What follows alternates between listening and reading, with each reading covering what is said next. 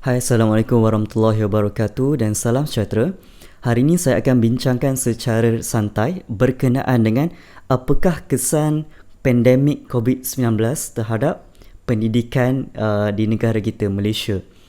Baik, sebelum itu, saya membuka dengan apabila COVID-19 ini telah melanda Malaysia, semua sektor-sektor di Malaysia juga terkesan. Tidak kira dari segi sektor pendidikan, ekonomi maupun pelancongan, pertanian dan sebagainya, tiada satu pun yang telah diskriminasi oleh COVID-19. Ia memberi kesan yang sangat signifikan, namun intensiti kesan tersebut berbeza mengikut sektor-sektor di Malaysia kita.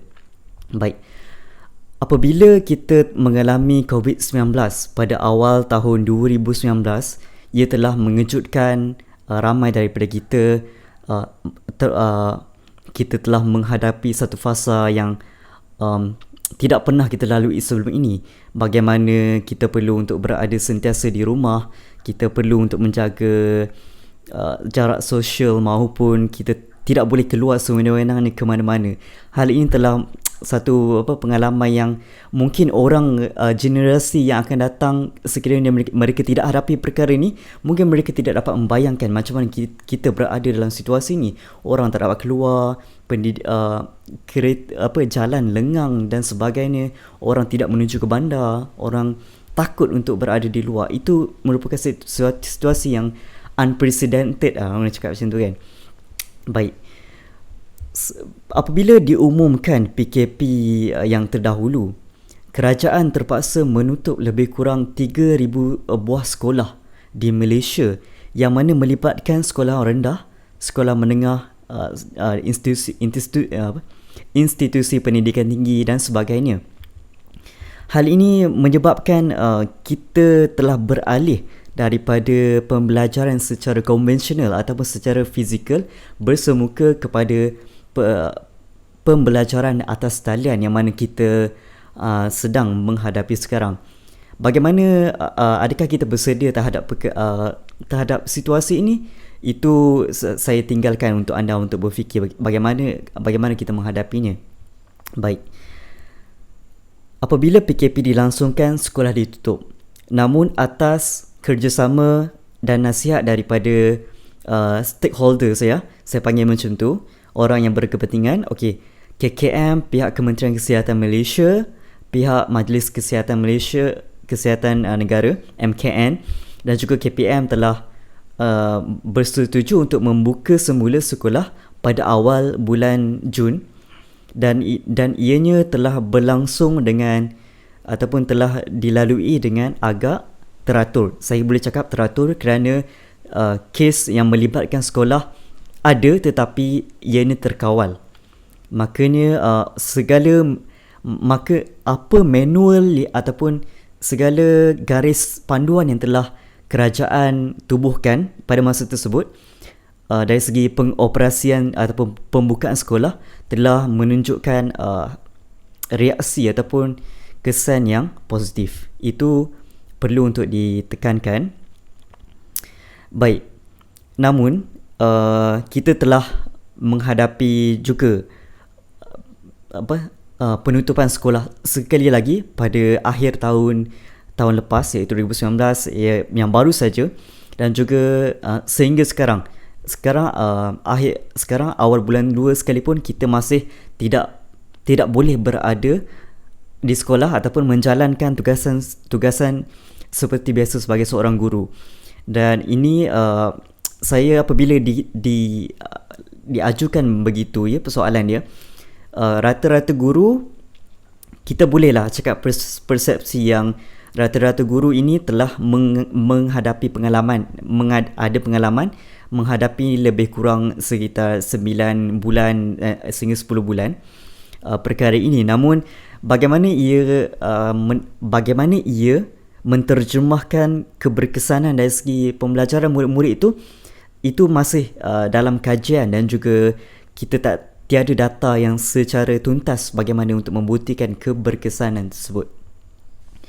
Baik, adakah kita selesa dengan pembelajaran atas talian ni? adakah ia satu perkara yang baru? Adakah ia uh, ianya menyebabkan ramai daripada kita mungkin lost ataupun tidak mampu untuk menyediakan seperti yang pembelajaran seperti yang dahulu?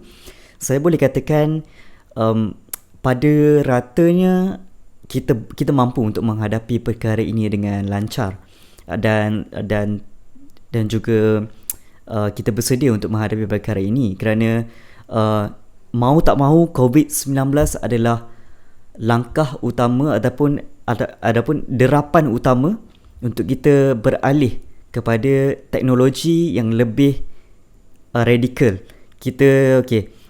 Kemungkinan kita apabila kita berada di sekolah, kita tidak terlalu mahu untuk mengintegrasikan kecuali mungkin subjek tertentu sahaja. Dan sejarah telah membuktikan pada zaman dahulu pada 1996 dengan penubuhan sekolah bestari pada masa tersebut, telah pun wujudnya kesedaran kita rakyat Malaysia dan juga kerajaan bahawa peri pentingnya pendidikan atas talian ini. Baik, apabila tertubuhnya sekolah bestari dan ianya sebagai satu langkah bagi mengukuhkan pembelajaran secara konvensional pada masa tersebut. Jadi kita digalakkan untuk mengintegrasikan pembelajaran mengikut silibus dan juga pengintegrasian TMK, teknologi dan juga elemen yang merentas kurikulum buku teks itu semata. Jadi ianya bukan satu perkara yang terlalu baru, namun aplikasinya kita masih belum selesa lagi, ataupun kita masih belum adaptasi dengan rasa selesa lah. Betul, kita belum adaptasi dengan rasa selesa, yang menyebabkan kita perlu untuk menambahkan pengetahuan kita untuk berada dalam satu pedagogi ataupun pendekatan yang baru ini. Jadi ia telah menimbulkan beberapa orang kata perasaan sedikit the mental block kita kena pastikan kita boleh untuk melawan dia dengan baiklah. Jadi apakah kesan pandemik 19 terhadap murid? Murid seperti mana yang kita tahu, sebenarnya kalau kita nak cakap pasal murid ni dan institusi pendidikan ni, ia sangat luas lah. Jadi saya membawa dulu fokus terhadap apa yang sedang berlaku pada masa sekarang. Baik, pelajar yang berada di tingkatan 5 dan juga peperiksaan yang setara yang menghadapi SPM, STPM dan STAM itu, mereka ni saya nak cakap bahawa mereka telah mungkin dari segi psikologinya, apabila penundaan demi penundaan yang berlaku itu memberikan dua reaksi yang berbeza.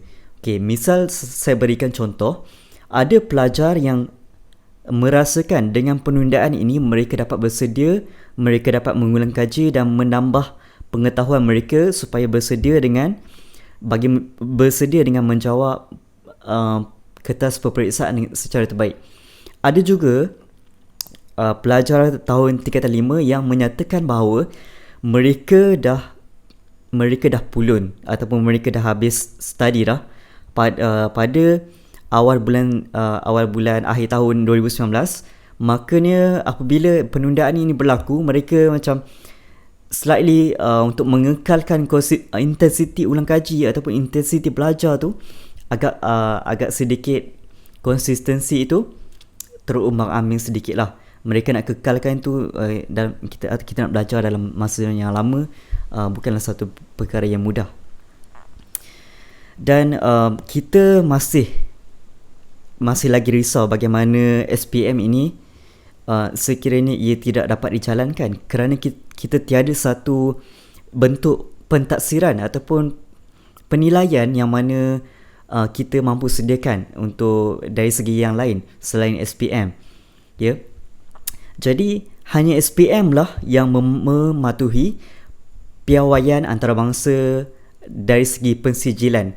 Dari segi pensijilan, sekiranya SPM tidak tidak keluar ataupun tidak diberi kepada pelajar, makanya ia sukar dari segi masa depan pembelajaran dia. Jadi kerana kita tahu bahawa SPM adalah setara dengan O level. Jadi bagi mematuhi standard itu, SPM adalah semata-mata pentaksiran yang ada sekarang. Jadi sebab itulah berlakunya persoalan, apakah cara lain selain SPM bagi mentaksir pelajar kita. Tapi masih lagi dalam peringkat perbincangan, saya rasa sukar ya untuk kita sekarang. Baik. Okey. Dari segi murid ini bagaimana mereka belajar sekarang? Saya rasa kita tahu, kita ada anak-anak, kita ada adik kita ada family, kita ada kawan-kawan kita yang belajar pada masa sekarang.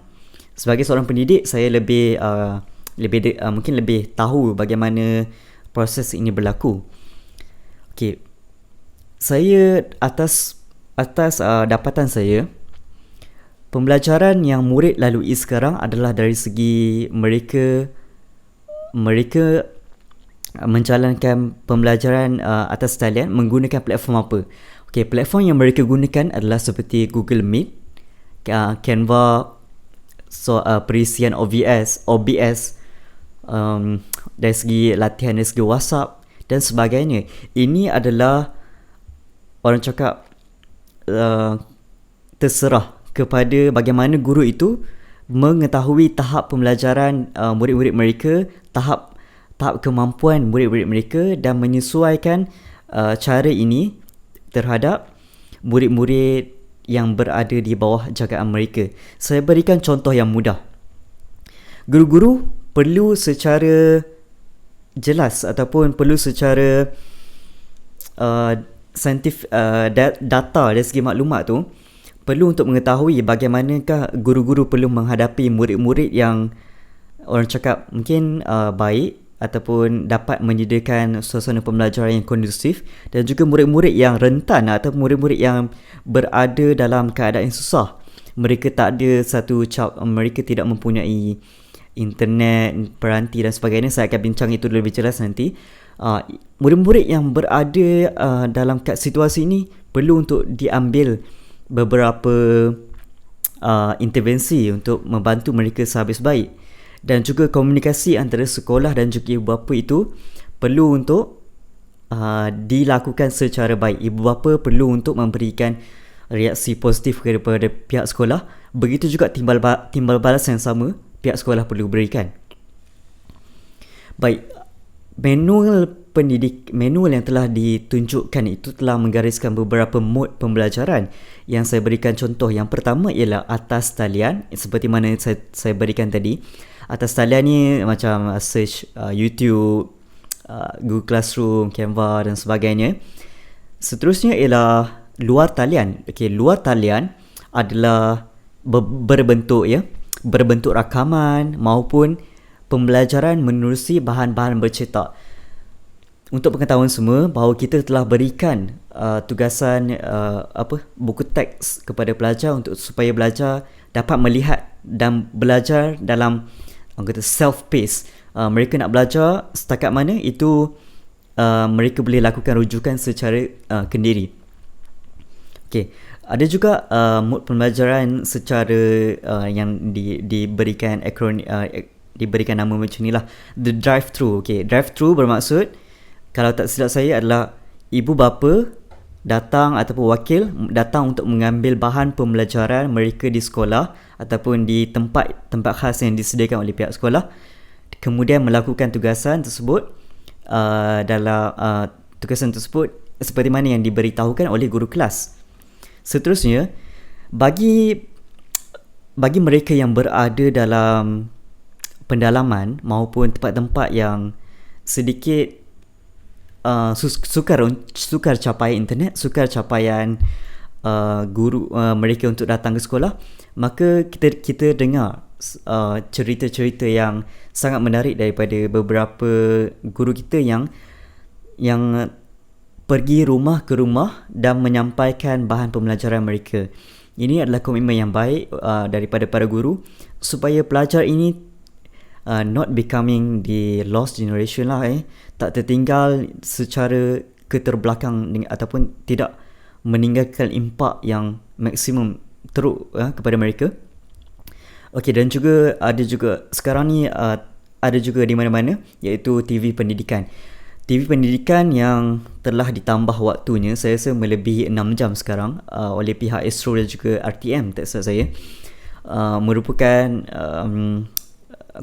wahana yang baik, saluran yang baik kepada pelajar untuk mengulang kaji dan juga melakukan pembelajaran di sana.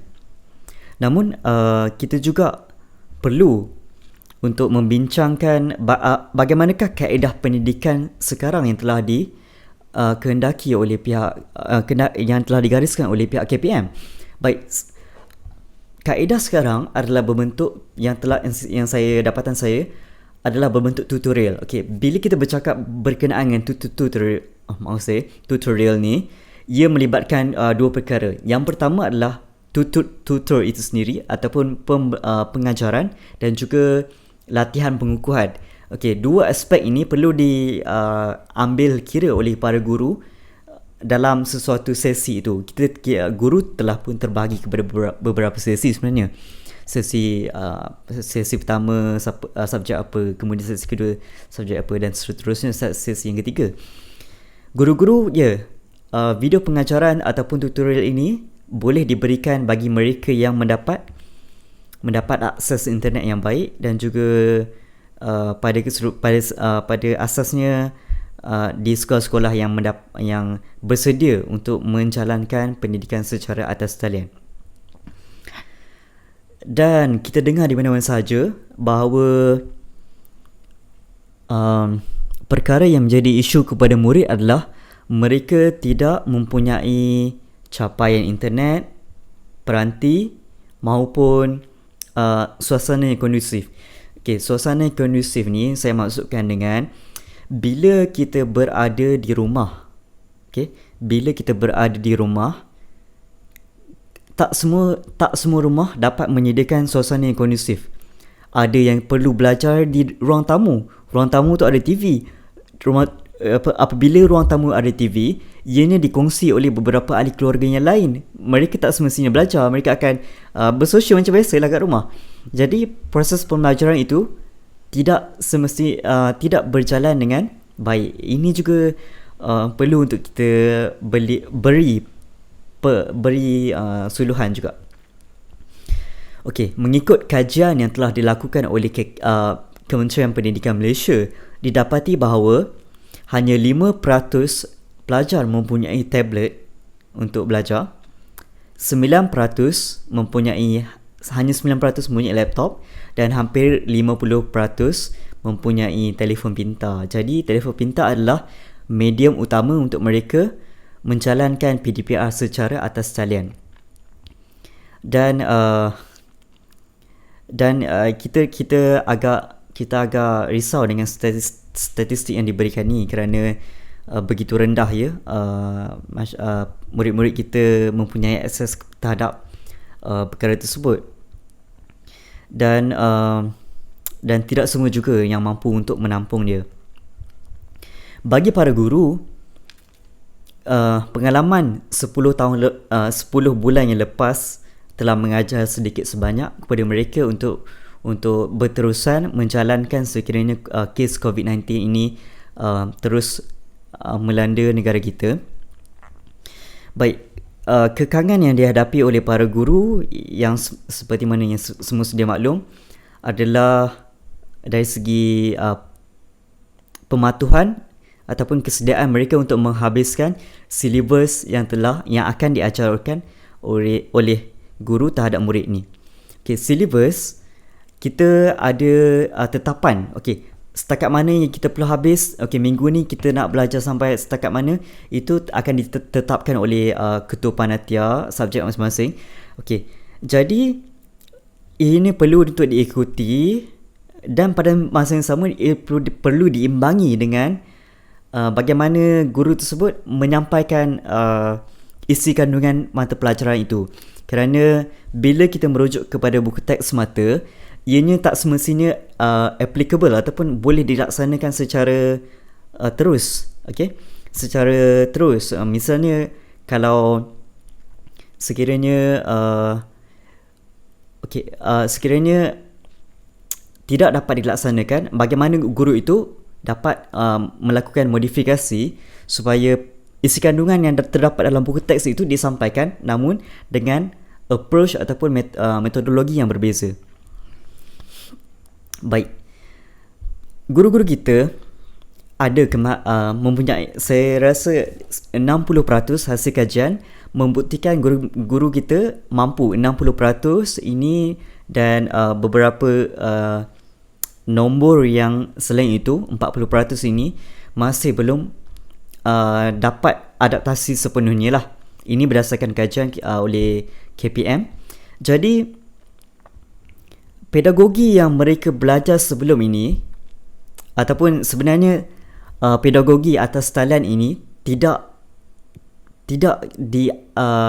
diterapkan. Bukan tidak diterapkan, maksud saya khusus untuk pedagogi ini tiada.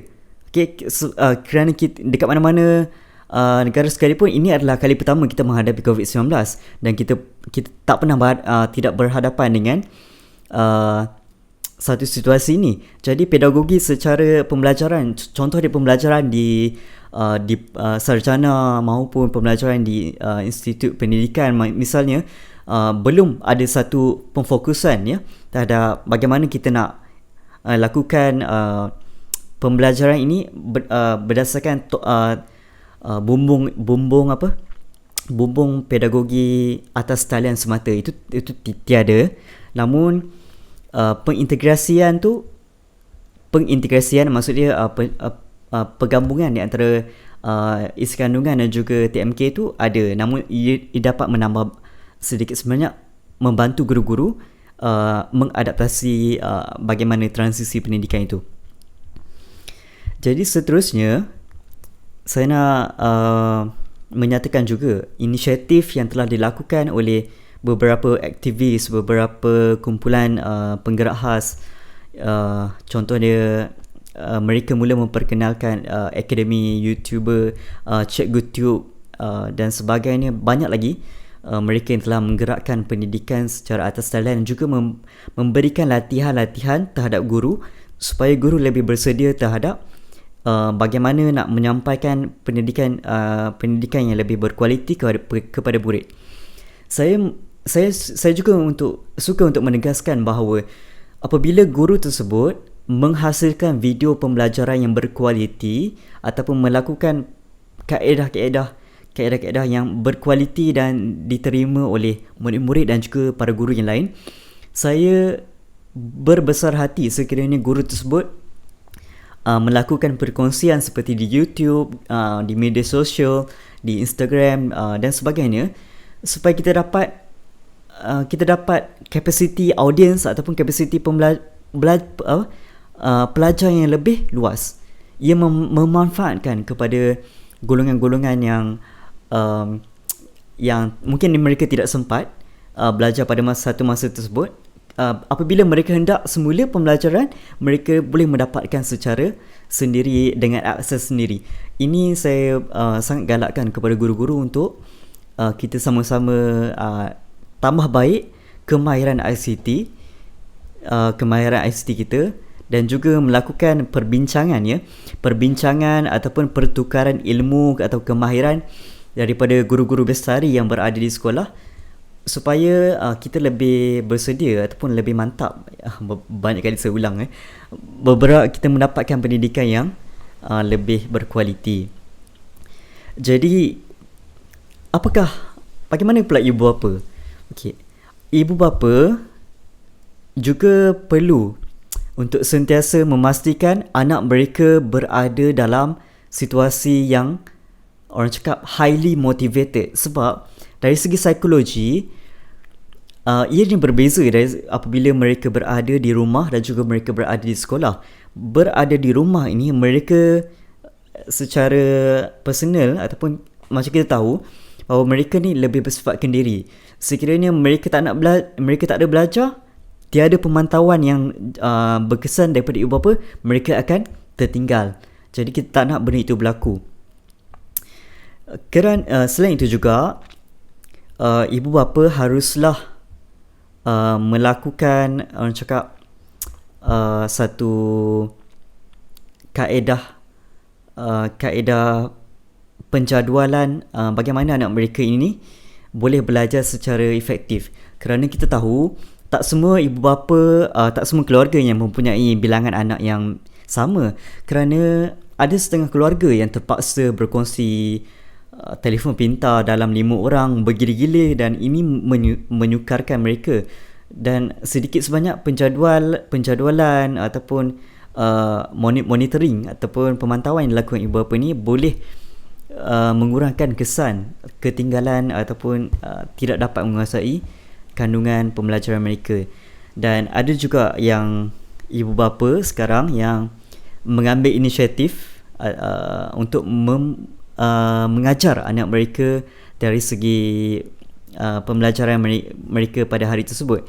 Namun perlu juga untuk kita buka fikiran kita bahawa ibu bapa pada masa sekarang, ianya kandungan pembelajaran itu berbeza. Jadi ada juga kesukaran daripada pihak ibu bapa untuk mengajar, sebab apabila mereka tengok kadang-kadang silibus murid-murid sekarang yang agak keterhadapan ataupun telah beransur berbeza mengikut situasi dan apakah relevannya pada masa sekarang itu, ibu bapa terkejut dan tidak bersedia. Jadi kesukaran ini akan menyebabkan murid itu lebih tertinggal. Kita tak nak perkara itu berlaku, dan kita harapkan supaya pihak sekolah dan juga pihak ibu bapa ada satu hubungan yang baik, supaya apabila ibu bapa tersebut sekiranya sukar menjalankan tugasan mereka, mereka perlu untuk inform ataupun memberitahu kepada pihak sekolah. Jadi pihak sekolah, saya rasa pihak sekolah akan bersedia untuk menghadapi sebarang bentuk masalah yang dihadapi oleh keluarga ataupun murid yang telah dihadapi lah. Dan ini adalah satu perkara yang saya terfikir saja. Okay. Antara yang telah digariskan semasa enactment ataupun dokumen-dokumen terdahulu, contoh dia Falsafah Pendidikan Malaysia atau pendidikan dan sebagainya, telah menyatakan bahawa sekolah ni antara satu fungsinya juga adalah memupuk perpaduan ataupun memupuk integrasi antara kaum. Jadi kita agak terpisah, kita agak terhad kita punya pertemuan ataupun interaksi sosial itu agak kurang. Saya memikirkan bagaimana kita boleh, kerajaan, saya rasa Kementerian Perpaduan perlu untuk memikirkan bagaimanakah inisiatif yang boleh dilakukan supaya perpaduan itu terus berada di garisan yang baik. Kerana jika tidak diuruskan, murid-murid sekarang tidak kenal satu sama lain. Bagaimana kita boleh mengangkat integrasi sosial, integrasi nasional yang kita nak bawakan? Ini menjadi sukar. Jadi banyak lagi perkara yang penting yang mahu saya sampaikan, namun saya rasa cukup setakat ini. Saya juga ingin mendedikasikan video ini kepada semua guru-guru, murid-murid, ibu bapa dan pihak yang bertanggungjawab, supaya kita terus gagah, tabah, kita be chill, dan juga mengimbangi antara kepentingan pembelajaran, ekonomi dan juga kesihatan kita. Diharapkan segala polisi itu dikaji terlebih dahulu, dilakukan secara tuntas supaya tidak berlaku pertindihan dari segi arahan. Perbezaan arahan juga menyebabkan guru-guru itu perlu untuk beralih dan murid-murid juga perlu untuk bersedia dengan perkara seterusnya. Dan saya harapkan video ini telah membuka satu lembaran perbincangan. Saya harap dapat diluaskan.